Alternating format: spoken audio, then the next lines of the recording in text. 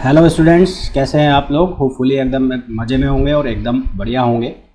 तो counselling process कई universities की स्टार्ट हो चुकी है, जिसको लेकर मैं आपको अपडेट दे चुका हूं। जिन लोगों को नहीं पता है तो मैं फिर बता दूं कि सेंट्रल यूनिवर्सिटी ऑफ राजस्थान की काउंसलिंग प्रोसेस स्टार्ट हो चुकी है। सेंट्रल यूनिवर्सिटी ऑफ हरियाणा की जो काउंसलिंग प्रोसेस है स्टार्ट हो चुकी है। तेजपुर यूनिवर्सिटी की जो काउंसलिंग प्रोसेस है स्टार्ट हो चुकी है। लगभग सभी यूनिवर्सिटीज़ की अपडेट एक दो दिन के गैप में आ रही है। तो जैसे जैसे अपडेट आता जाएगा मैं आप लोगों को बताता जाऊंगा।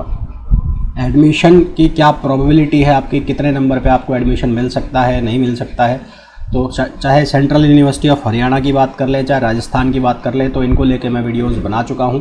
तो जिन लोगों को कुछ डाउट है कि हमें यहां पर कितने मार्क्स पर एडमिशन मिल जाएगा, तो वो इन वीडियोस को देखकर अपनी जो डाउट है उनको क्लियर कर सकता है। मैंने जितने भी वीडियो बनाए हैं उनमें जो कट ऑफ मैंने एक्सपेक्ट की है, एंटिसिपेट की है, वो पहली लिस्ट के अकॉर्डिंग की है कि पहली लिस्ट में आपके इतने नंबर हैं तो आप सेफ स्कोर पर हैं। ये मान सकते हैं कि फोर्थ लिस्ट तक जाते जाते कि जो एडमिशन है वो नीचे आ जाए, यानी कि जो कट ऑफ मार्क्स हैं वो कम हो जाए। इसके अलावा BHU को लेके मैं कट ऑफ बना चुका हूँ। BHU को लेके कट ऑफ जो एक्सपेक्टेड है उसकी मैं बात कर चुका हूँ। JNU की बात कर चुका हूँ। कई लोगों की डिमांड थी, बहुत सारे स्टूडेंट डिमांड कर रहे थे कि जो हैदराबाद सेंट्रल यूनिवर्सिटी है, which is one of the top most university of India, उसके लिए भी एक वीडियो बनाइए। तो हैदराबाद यूनिवर्सिटी के जो अलग अलग कोर्सेज़ हैं उनको लेके मैंने रिसर्च की है और उसके बेस पर मैंने ये जो एंटिसिपेटेड कट ऑफ है इसको मैंने यहाँ पर बनाया है। ठीक है, तो कुछ ही कोर्स है, हालांकि कोर्सेज़ बहुत सारे हैं पर मैं कुछ एक कोर्सेज़ की बात करूँगा, तो उसके बारे में हम बात कर लेते हैं। हैदराबाद सेंट्रल यूनिवर्सिटी के जो फॉर्म्स हैं वो अभी स्टार्ट नहीं हुए हैं। उसको लेकर सिर्फ अपडेट ये है कि जो PG कोर्सेज़ के लिए जो एलिजिबिलिटी क्राइटेरिया है उन्होंने वो अभी अपडेट किया था 2-3 दिन पहले। तो उसमें से आपके लिए इम्पोर्टेंट क्या है उसको भी मैं अभी यहाँ डिस्कस करने वाला हूँ। बात करते हैं कि PG एडमिशन्स कब से स्टार्ट होंगे। तो एक्सपेक्ट मैं कर रहा हूँ कि अगले 3-4 दिन में उसका भी वो जो विंडो है उसको ओपन कर देंगे एप्लीकेशन के लिए। तो फिलहाल ज़्यादा टाइम वेस्ट ना करते हुए हम कोर्सेज़ के बारे में डिस्कस करते हैं कि आपको कितने मार्क्स पर क्या मिल सकता है। उसके अलावा अगर आप चैनल पर अब तक नए हैं, आपने चैनल को सब्सक्राइब नहीं किया है, तो प्लीज़ चैनल को सब्सक्राइब कर दीजिए, वीडियो को लाइक कर दीजिए और शेयर कर दीजिए। तो सबसे पहले बात कर लें MSc कोर्सेज़ की, है ना।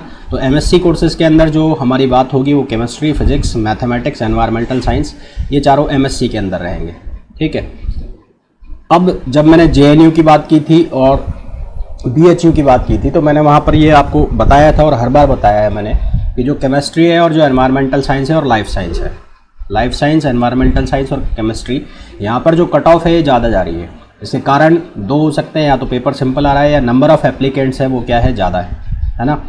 तो यहाँ पर फिर से मैं बात करूँ केमिस्ट्री की, तो केमिस्ट्री MSc के लिए आपकी जो कट ऑफ है, जो सेफर साइड की मैं बात कर लूँ जनरल से, तो 215 नंबर 400 में से 215 या उससे ज़्यादा अगर मार्क्स हैं आपके, तो आप कहीं ना कहीं सेफर साइड में हैं और आप हैदराबाद सेंट्रल यूनिवर्सिटी में एडमिशन ले सकते हैं। ये वापस से मैं बता रहा हूँ, ये पहली जो लिस्ट है उसके अकॉर्डिंग मैं बता रहा हूँ। हो सकता है दूसरी तीसरी तक कम होते होते ये 190 पर भी पहुँच जाए।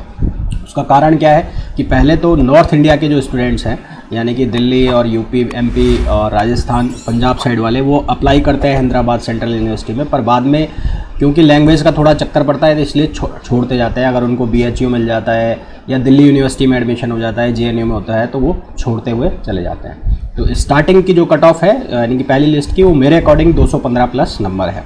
उसके अलावा केमिस्ट्री में जो लोग अप्लाई करने वाले चाहते हैं यहाँ पर MSc केमिस्ट्री में, उसके साथ जब ये एलिजिबिलिटी क्राइटेरिया जो मैंने कहा कि निकाला था किसने, हैदराबाद सेंट्रल यूनिवर्सिटी में, तो इसने एक यहाँ पर ये क्राइटेरिया रख दिया है कि एक तो आपकी BSc जो है उसके अंदर 60% होनी चाहिए। ठीक है, BSc 60% से होनी चाहिए। दूसरी चीज़ उन्होंने यहाँ पर एक लगा दी कि आपकी BSc जो है उसमें फिजिक्स प्लस मैथ, केमिस्ट्री के साथ आपकी BSc में या तो फिजिक्स भी हो, मैथ हो या दोनों हो। यानी कि सीधा सीधा अगर एक लाइन में कहें तो जिसने BSc बायो से की है, BSc बायो वाला जो है पास कोर्स वाला, वो यहाँ पर अप्लाई नहीं कर सकता केमिस्ट्री में MSc में एडमिशन लेने के लिए। ठीक है, वापस से सुनो, केमिस्ट्री में MSc में एडमिशन के लिए वही एलिजिबल है जिसकी BSc में 60% है, प्लस जिसने केमिस्ट्री के साथ फिजिक्स या मैथ को भी ऑप्शनल सब्जेक्ट रखा है, या फिर फिजिक्स और मैथ दोनों को रखा है कहने का सीधा सा मतलब है बीएससी बायो वाले यहाँ पर अप्लाई नहीं कर सकते केमिस्ट्री में एमएससी करने के लिए। तो ये बहुत बड़ी अपडेट है किनके लिए, जो लोग हैदराबाद सेंट्रल यूनिवर्सिटी से केमिस्ट्री में एमएससी करना चाहते हैं। फिर हम बात कर लेते हैं फिजिक्स के लिए। तो फिजिक्स के लिए जिनके 210 प्लस स्कोर है वो सेफर साइड में है, किसमें, हैदराबाद सेंट्रल यूनिवर्सिटी में। बात कर लें अगर ओबीसी के लिए, तो ओबीसी के लिए अगर मैं बात करूं तो ओबीसी के लिए यहाँ पर आप इसको मान लो 205 प्लस और इसको आप लो 200 प्लस। अगर बात करें एससी के लिए तो एससी के लिए होगा 200 प्लस और यहाँ पर होगा ये कितना 190 प्लस। और अगर बात करें एसटी के लिए तो ये हो जाएगा कितना 190 प्लस और ये कितना हो जाएगा 180 प्लस। ठीक है, तो ये तो बात हो गई केमिस्ट्री और फिजिक्स की। फिर बात कर लेते हैं मैथमेटिक्स की। मैथमेटिक्स में वही सेम कहानी जो फिजिक्स में है, 210 प्लस, 200 प्लस, 190 प्लस और 180 प्लस। एनवायरमेंटल साइंस की बात करें तो एनवायरमेंटल साइंस यहाँ पर मैंने 210 लिखा है पर 215 करो इसको, क्योंकि एनवायरमेंटल साइंस में भी नंबर ऑफ़ एप्लीकेंट्स है वो ज़्यादा है और जो पेपर है वो कहीं ना कहीं सिंपल। इसको वापस रब करके लिख देता हूँ मैं, तो ज़्यादा टफ पेपर नहीं होता, मॉडरेट सा ही पेपर होता है, तो इसको 215 प्लस करो। ओबीसी की बात करें तो वही 205 और एससी एसटी की बात करें तो 195 और इसको आप लोग 180 प्लस। पॉलिटिकल साइंस, हिस्ट्री और हिंदी। पॉलिटिकल साइंस और हिस्ट्री के पहले मैं इंग्लिश हिंदी की बात करूं तो इंग्लिश हिंदी की जब हमने जेएनयू का डिस्कशन किया था तो जेएनयू के केस में भी वहाँ पर कट ऑफ ज़्यादा थी। कारण सीधा सा है, नंबर ऑफ़ एप्लीकेंट बहुत ज़्यादा होते हैं, सीट्स कम होती है और पेपर सिंपल ही होते हैं। तो यहाँ पर इंग्लिश हिंदी की अगर बात कर लें तो इंग्लिश में 220 प्लस, हिंदी में भी 220 प्लस फॉर जनरल। ओबीसी की बात करें तो 210, एससी की बात करें तो 200 प्लस और एसटी की बात करें तो 190 प्लस। अगर इतने मार्क्स आपके हैं तो आप कहीं ना कहीं सेफर साइड में हैं हैदराबाद सेंट्रल यूनिवर्सिटी में एडमिशन में भाग लेने के लिए। फिर बात करते हैं पॉलिटिकल साइंस और हिस्ट्री के लिए।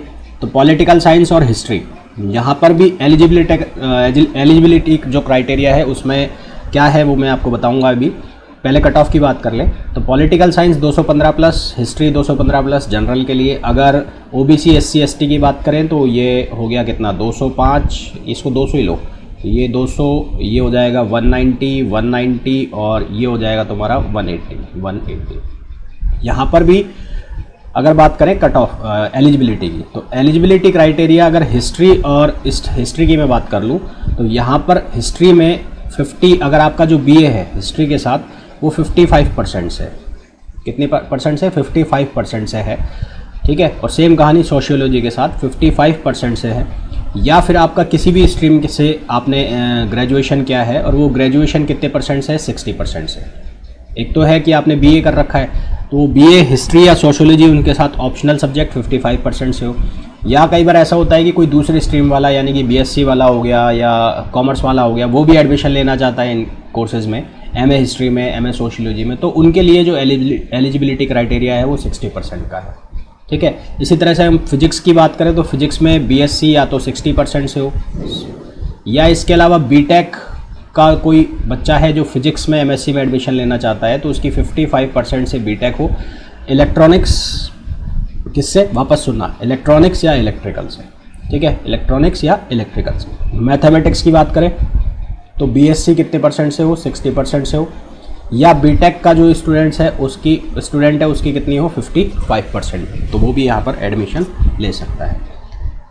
वापस चलते हैं, तो यहाँ तक तो हमारी बात हो गई कहाँ तक, हिंदी की। सोशियोलॉजी की सोशियोलॉजी का मैंने एलिजिबिलिटी क्राइटेरिया आपको बता दिया। कट ऑफ की बात करें तो 220 प्लस नंबर जनरल कैटेगरी में अगर आपके हैं तो सोशियोलॉजी में आप एडमिशन के लिए सोच सकते हैं हैदराबाद सेंट्रल यूनिवर्सिटी में। एमबीए के लिए अगर हम बात करें तो 95% अगर है, 95 मैंने पहले भी बताया था, एंड एमबीए को लेकर मैंने अलग से वीडियो बनाया हुआ है, तो जो एमबीए वाले स्टूडेंट्स हैं वो उस वीडियो को जाकर देख सकते हैं। यहाँ पर फिर बता देता हूँ, हैदराबाद सेंट्रल यूनिवर्सिटी में 94% तक परसेंटाइल तक भी है तो आप सेफर साइड में एडमिशन ले सकते हैं। MSW master of social works 215 plus, life science 220 plus. Life science MSc course के लिए पहले भी बताया था, केमिस्ट्री, लाइफ साइंस इनकी कट ऑफ ज़्यादा रहती है। ज्योग्राफी की बात कर लें 215 प्लस, ज्योग्राफी की बात कर ले, डिमांडिंग कोर्स है 215 प्लस, इकोनॉमिक्स 190 प्लस और biotechnology 190 plus. OBC SC ST category, OBC वाले कम कर लेना 15 नंबर, एससी वाले 20 नंबर और एसटी वाले 30 नंबर कम करके अपने जो एनालिसिस है वो देख सकते हैं। तो ये बात हो गई हैदराबाद सेंट्रल यूनिवर्सिटी में किस कोर्स के लिए आप सेफर साइड में रहेंगे एडमिशन के लिए। एलिजिबिलिटी क्राइटेरिया वाला जो है वो मैंने बता दिया। केमिस्ट्री में मेनली ध्यान रखना कि जो बायो वाला है वो एडमिशन नहीं ले पाएगा एमएससी केमिस्ट्री के लिए यदि उसके पास फिजिक्स या मैथ ऑप्शनल सब्जेक्ट में नहीं थे। बाकी का कोई ऐसा दिक्कत है नहीं। हिस्ट्री की बात करें या सोशियोलॉजी की बात करें तो वहाँ पे 55% कम से कम आपके होने चाहिए। किस में एडमिशन के लिए 55% होने चाहिए बीए में, और दूसरी अगर आप स्ट्रीम से हैं तो फिर 60%। इंग्लिश की बात कर ले तो 50%, हिंदी की बात कर ले तो 40% कम से कम चाहिए। लाइफ साइंस की बात कर ले तो वही 60% पड़ेगा, है ना। तो ये था एलिजिबिलिटी क्राइटेरिया और सेफर साइड के जो कट ऑफ मार्क्स जो मेरे अकॉर्डिंग है हैदराबाद सेंट्रल यूनिवर्सिटी में एडमिशन के लिए। एडमिशन प्रोसेस कब से चालू होगा इसको लेकर कोई अपडेट आएगा तो फिर मैं बता दूंगा। उसके अलावा किसी का कोई डाउट है, किसी को कोई क्वेरी है कि फ़ी क्या रहेगी या प्रोसेस क्या रहेगा, तो ये तो मैं तभी बता पाऊँगा जब एडमिशन जो प्रोसेस है वो चालू होगा। फिर भी किसी का कोई डाउट है तो अपने डाउट्स जो हैं वो कमेंट में आप लिखते जाइए, जैसे ही मैं उन्हें देखूँगा उनका रिप्लाई कर दूँगा। तो होपफुली ये जो वीडियो है आपके लिए कहीं ना कहीं हेल्पफुल होगा। वीडियो को अगर आप देख रहे हैं और आपको कंटेंट ठीक ठाक लग रहा है तो प्लीज़ वीडियो को लाइक कर दीजिए, शेयर कर दीजिए, और अगर आपने अभी तक चैनल को सब्सक्राइब नहीं किया है तो प्लीज़ चैनल को सब्सक्राइब कर दीजिए।